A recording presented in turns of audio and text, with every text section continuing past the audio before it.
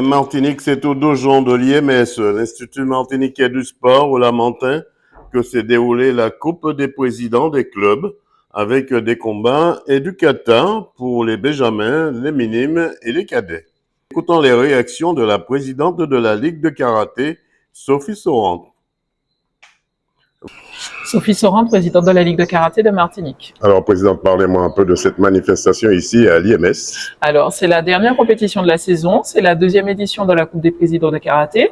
À l'époque, c'est une manifestation qu'on a reprise, puisque nous avions la Coupe des présidents, et là, aujourd'hui, on a voulu faire une manifestation qui implique tous les clubs de Martinique. Donc, c'est la Coupe des présidents de clubs de Martinique.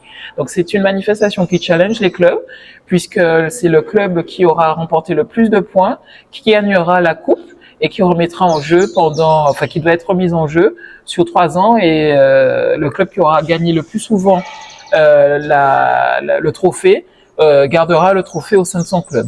Alors l'année dernière, pour la première édition, c'est le Shotokan Karaté Lamantinois qui a gagné et qui a remis en jeu la coupe cette année, qui malheureusement ne peut pas être présent pour des raisons dépendantes de leur volonté, mais qui remet en jeu quand même la coupe, et on va voir tout à l'heure qui est-ce qui va gagner l'édition 2025. Avant-dernière question, comment se porte le karaté carrément? Le karaté se porte, il avance, on apprend à s'adapter. C'est l'un des forts du karatéka. En toute situation, s'adapter au contexte, s'adapter aux situations, et puis on se réinvente.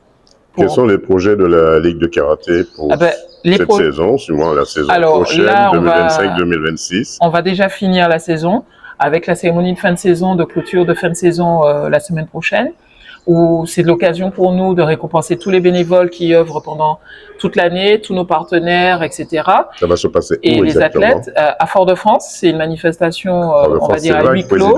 À huis clos, c'est fermé. Je ne vais pas dévoiler le lieu, effectivement, parce que c'est pas une manifestation ouverte au tout public. Et puis, ça veut dire que les médias ne sont pas conviés à cette manifestation. On la veut confidentielle. Les médias recevront, si ce n'est déjà fait, leur invitation, justement, mais on la veut confidentielle pour rester, justement, pour contenir les éventuels débordements. C'est une manifestation qui se passe très bien. Et puis, on la veut aussi... on veut que les uns et les autres se disent, parce que tous ceux qui sont présents sont ceux qui œuvrent au développement. On veut pas... la vie est devenue très difficile, plus qu'elle ne l'était déjà, mais on veut valoriser en tout cas les efforts de chacun. Donc c'est pour ça qu'on veut sélectionner en tout cas les présents à cette manifestation. Et puis on est aussi en parallèle, quand on finit une saison, on commence une autre, on prépare une autre, en préparation du calendrier pour la prochaine saison, et pour pouvoir à la mi-juillet ou plus tard pouvoir faire une pause bien méritée. 100% Sport vous souhaite de ne pas baisser les bras si ce n'est pour retrousser vos manches. Voilà, une Coupe des présidents qui s'est très bien déroulée. Rendez-vous pour la nouvelle saison 2025-2026. Reportage Daniel Diaz, 100% Sport, KMT Télévision.